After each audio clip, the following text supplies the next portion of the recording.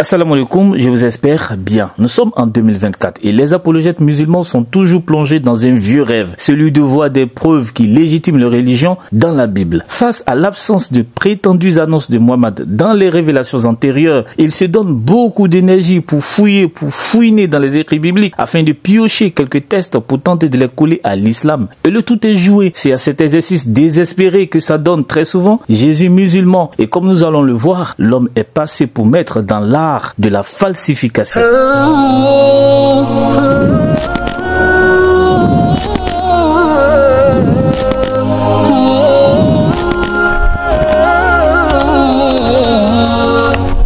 Dans un short publié sur sa chaîne YouTube, Ayman, alias Jésus musulman, prétend que l'islam est prophétisé dans la Bible, une chanson qui est bien connue, et il prend pour texte de base le chapitre 15 du livre de la Genèse. L'islam annoncé dès les premières pages de la Bible. Genèse, chapitre 15, au verset numéro 3 à 5. Abraham n'a pas d'héritier. Son seul héritier, c'est l'être Eliezer. Tu ne m'as pas donné de descendance. Abraham parle de lui. Et l'Éternel lui répond, ce n'est pas lui, Eliezer, qui sera ton héritier, mais bien celui qui sortira de toi. L'Éternel n'a pas dit qu'il sortira de toi et de Sarah, mais de toi, de Abraham, ce qui inclut autant Isaac que Ismaël. Mauvaise analyse, mauvaise conclusion. Le monsieur commet au moins 4 erreurs de prémisse. De 1, nous sommes en Genèse le chapitre 15 et à cet instant précis, Abraham n'avait pas 4 épouses, encore moins 15. Bien qu'étant immensément riche, sa seule épouse au moment où il réclame un héritier dans ce passage, c'est Sarah. Ce n'est que plus tard au chapitre 16 que cette dernière va introduire sa servante Agar auprès de son mari. Donc, quand Abraham demande à Dieu un héritier, ce n'est ni plus ni moins qu'au travers de son épouse, puisqu'aucun homme ne peut donner naissance à un enfant sans qu'il n'y ait le croisement des gamètes mâles avec les gamètes femelles. Donc Sarah est impliquée dans sa requête. De 2, un détail que Jésus musulman passe sous silence, c'est que Abraham n'était pas stérile. C'est Sarah qui l'était, comme le stipule clairement Genèse le chapitre 11, le verset 30. Alors, pourquoi Abraham, qui ne souffrait d'aucun problème de fertilité, recherche une descendance, un héritier, jusqu'à atteindre plus de 70 ans? Tout simplement parce que cette descendance, Zéra, cet héritier qu'il recherche, il n'espérait l'obtenir qu'au travers de sa femme, son épouse Sarah. Sinon, il serait allé épouser plusieurs autres femmes. Et ce ne sont pas les moyens financiers ou la force physique qui lui manquaient. De 3. Dans le même contexte de Genèse le chapitre 15, quand Dieu annonce à Abraham une descendance, un héritier, il renchérit pour dire que sa descendance allait être réduite en esclavage dans un pays étranger pendant 4 siècles. Période à l'issue de laquelle il ferait sortir ses descendants avec de grandes richesses. À qui est-il fait ici référence? Aux enfants d'Israël qui ont été réduits en esclavage en Égypte puis libérés sous la conduite de Moïse. Donc le contexte de Genèse chapitre 15 montre bien que c'est la descendance d'Abraham, pas Isaac, qui est visée. Et cela nous amène au 4e point, la 4e erreur de prémisse de Jésus musulman. Dans le texte qu'il cite lui-même, il est clairement indiqué que Abraham recherchait un héritier. Abraham n'a pas d'héritier. Son seul héritier, c'est l'être Eliezer. Et l'Éternel lui répond, ce n'est pas lui, Eliezer, qui sera ton héritier. Et qui était cet héritier d'Abraham selon le même livre de la Genèse qu'il cite? 10 chapitres plus loin, il nous est dit clairement qu'il s'agit de Isaac. Par conséquent, l'idée selon laquelle Sarah n'est pas mentionnée dans la requête d'Abraham en Genèse chapitre 15 et que l'héritier pouvait inclure Isaac et Ismaël découle tout simplement d'une lecture superficielle et artificielle du texte biblique. Bon, alors ça, c'est le commentaire Midrash Rabbah dans lequel il y a des choses assez étonnantes. Page 474, on voit dedans que Sarah a reproché à Abraham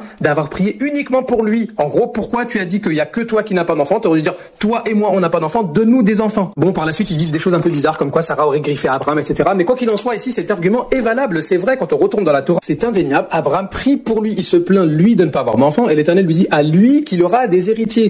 Qu'il aura quoi? Qu'il aura des héritiers. Non mais attends, il faut nous prendre au sérieux. Déjà, tu assumes que, puisqu'il est mentionné une requête et une promesse d'héritier pour Abraham et non pour Abraham et Sarah, cela inclut à la fois Isaac et Ismaël. Or, dans le même texte, c'est pas écrit des héritiers, pluriel, mais un héritier, singulier. Donc, il ne peut pas s'agir des deux à la fois. Par conséquent, si on suit ta rhétorique, à savoir que Sarah n'est pas mentionnée dans le texte, pourquoi tu falsifies le texte en disant que l'Éternel lui a dit, donc à Abraham, qu'il aura des héritiers, alors que c'est mentionné un héritier? Soit il s'agit de l'un, soit il s'agit de l'autre. Il ne peut s'agir des deux en même temps. Et comme indiqué dans le contexte et par la suite des événements, l'héritier d'Abraham, ça a été Isaac. Ça, c'est irréfutable. Et le premier enfant qui naît d'Abraham, c'est Ismaël, chapitre d'après, Ismaël avec la promesse d'une grande nation qui n'est autre que l'islam. Il commet ici 2 erreurs lamentables. Premièrement, être le premier enfant qui naît d'Abraham n'a pas fait de Ismaël l'héritier d'Abraham. La preuve, quand Dieu promet à Abraham, en Genèse le chapitre 15, de lui donner un héritier, une descendance, dans le contexte, Dieu dit à Abraham que cette descendance allait être esclave dans un pays pendant 4 siècles. Et c'est seulement les enfants d'Israël. Il s'agit donc de Isaac, pas de Ismaël. En outre, c'est à Isaac que Abraham a remis tout son héritage. C'est avec lui que Dieu a établi sa première alliance et c'est à travers Isaac que Dieu a promis en Genèse le chapitre 26, le verset 4, qu'il allait bénir toutes les familles, toutes les nations de la terre, comme il avait promis auparavant à Abraham en Genèse le chapitre 12, le verset 3. Nulle part une telle promesse universelle n'est attribuée à Ismaël. Ça n'existe nulle part. Deuxièmement, la Goy Gadol, c'est-à-dire la grande nation qui était promise pour Ismaël, se réfère au nombre d'enfants qu'il allait engendrer. Ça n'a rien à voir avec l'islam. Mais bon, essayons de faire comme si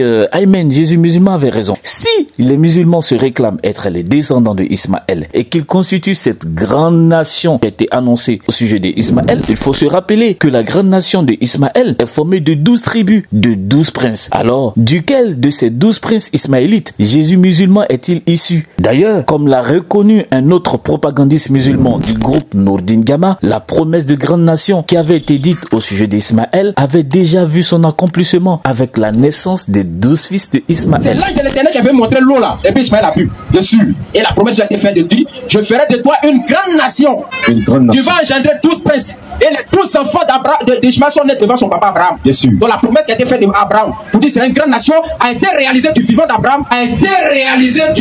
d'Abraham, par son fils qui Ismaël. Barakallahu fikum. Assalamu alaikum.